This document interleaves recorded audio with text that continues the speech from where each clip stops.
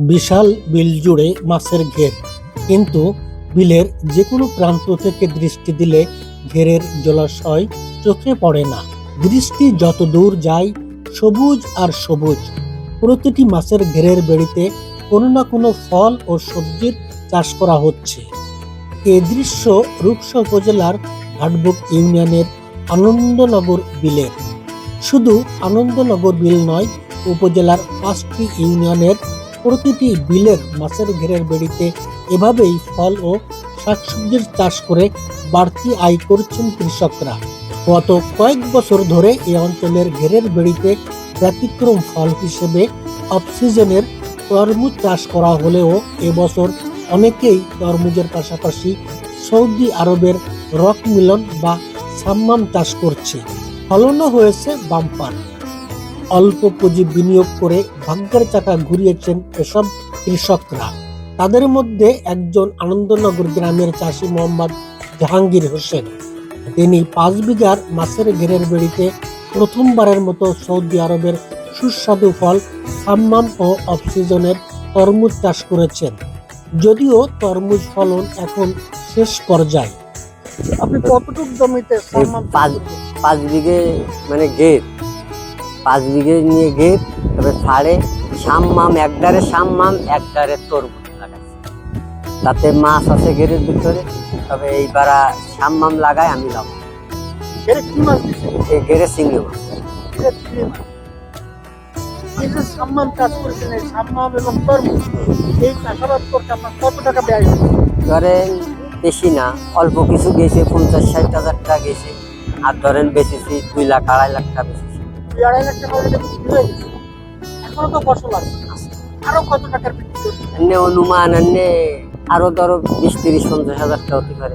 আপনি কি এই প্রথমে চাষ করলেন, এর আগেও করলেন? না, এই পয়লা, এই বছরের নতুন। উপজেলা কৃষি অফিসের তথ্য মতে এ মৌসুমে আজগাতি ইউনিয়নে 13,475 বিঘা, শ্রীফলতলা ইউনিয়নে 22,500 বিঘা, নৈহাটি ইউনিয়নে 22,500 বিঘা, পিএসবি ইউনিয়নে 86,250 বিঘা ও ঘাটবুক ইউনিয়নে 1,59,000 বিঘা জমিতে উচ্ছে, করল্লা, তাল কুমড়া, ঝিঙ্গা, ধুন্দল, মরিচ, চিচিঙ্গা, ঢেঁড়স, পুঁইশাক, বেগুন, মিষ্টি কুমড়া, লাউ, শসা, কলা, পেঁপে ও বরবটি চাষ হচ্ছে। জাহাঙ্গীর হোসেনের পাশাপাশি একই গ্রামের তুফাজ্জল হোসেন 6 বিঘা জমিতে বাঙ্গি, কুমড়া, শসা ও গ্রীষ্মকালীন টমেটো চাষ করেছেন। সেই সাথে তিনি অফ সিজনের তরমুজ চাষও করেছেন। আমি বলি কুমড়ো, টমেটো, তরমুজ আছে, কিছু আছে, বাঙ্গি আছে আপনার। এর কি আপনার নিজের? জি না, ঘের আমার নিজেরও আছে, লিজও আছে। ওই তো ঘেরটা তো আপনি নিজে করেন? জি জি, আপনি নিজের জমি না, কিন্তু লিজ নিয়ে করেন। লিজ নিয়ে করি। কতটুকু জমি রেখে 6 বিঘে। চাষাবাদ করে আপনার কত টাকা ব্যয় হয়েছে? তা ধরেন 50-60 হাজার টাকা ব্যয় হয়েছে। এই পর্যন্ত কত টাকার ফসল বিক্রি করেন? বিক্রি এখনো কুমড়ো বিক্রি করার মতোই নাই, কিন্তু শসাও ছিল, শসা মশা লাগাইছি, তাতে 20-25 হাজার টাকা বিক্রি করেছি। আর আগামীতে আল্লাহ যদি, কুমড়ো এখনো বড়ই নাই, বড় হলে আর কি। কুমড়ো বড় হলে লাভের মুখ দেখতে জি পারবেন। জি। সাম্মাম চাষ করেন? না, সাম্মাম ওই যে কিছু অল্প কিছু করেছিলাম, তো বিক্রি করার মতো ওই নাই, নতুন তো এবার সাম্মাম তো নতুন। ঘেরে যে আপনি যে করছেন মাছ, এ থেকে লাভ কেমন হবে? এতে আল্লাহ দিলে 2-3 লাখ টাকা লাভ হওয়ার বড় আছে, চিন্তা ভাবনা আছে। এ পর্যায়ে আমরা কথা শুনবো এই ব্লকের উপ সহকারী কৃষি কর্মকর্তা সোহেল রানার কাছ থেকে। অল্প কয়েক মাস হয়েছে আমি এখানে আসছি। এখানে আসার পর কৃষকদেরকে সহযোগিতা করে যাচ্ছি যে কীভাবে কি আমাদেরকে সামনে আগানো যায় এবং অর্থনৈতিকভাবে আমাদের কীভাবে লাভবান করা যায় কৃষকদেরকে, সেইভাবে আমি আগাচ্ছি। এখানে দেখেন, আমাদের এখানে তরমুজ চাষ করছে কৃষক প্রায় 35 জনের মতন, এবং রক মিলন চাষ করছে 10 জনের মতন। এর মধ্যে রক মিলনের মধ্যে রকি জাতটাই বেশি ভালো দেখা যাচ্ছে এবং এটি খুব সুস্বাদু। এবং তরমুজ আছে, টিপটি আছে, ইয়েলো বার্ড আছে এবং ছক্কা আছে। ছক্কা তরমুজটা বিশেষত্ব হলো দেখেছে, এটা অনেক বড় হয়, প্রায় 10 থেকে 12 কেজি হয়। এটা বেশিরভাগ করেছিল আপনার ঘাটবগে বেশিরভাগ করছে, এবং এর থেকে কৃষক অনেক লাভবান হচ্ছে।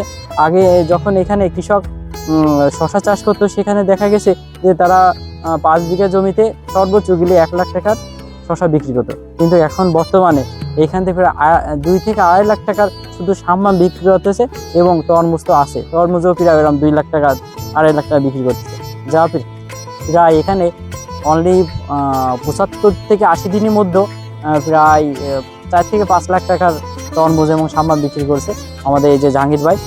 আর আমরা চেষ্টা করতেছি এইখানে যে কৃষক আছে তাদেরকে আমাদের অফিসিয়ালভাবে তাদেরকে পরামর্শ দিয়ে সাহায্য করার জন্য, এবং নতুন নতুন যে ফসলগুলো আছে সেগুলো আমরা এখানে চেষ্টা করতেছি দেওয়ার জন্য কৃষককে, এবং তাদেরকে পরামর্শ দিচ্ছি।